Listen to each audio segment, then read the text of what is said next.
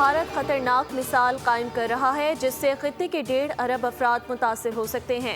पाक भारत हालिया कशीदगी में सदर ट्रंप का जंगबंदी में किरदार काबिल तारीफ है। बिलावल भुट्टो जरदारी का अमरीका में AFP को इंटरव्यू।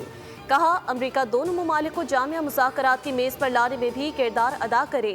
भारत के मुज़ाकरात से हिचकिचाहट पर तशवीश है। पाकिस्तान दहशतगर्दी पर बातचीत को तैयार है, लेकिन कश्मीर को बुनियादी मसला तस्लीम करना होगा।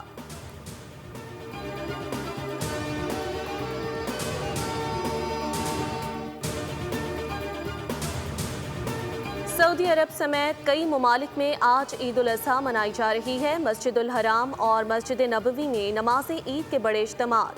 यूरोपीय ममालिक, मुत्तहदा अरब इमारात, लेबनान और मिस्र में नमाज ईद के बड़े इज्तिमात हुए और कुर्बानी की गई।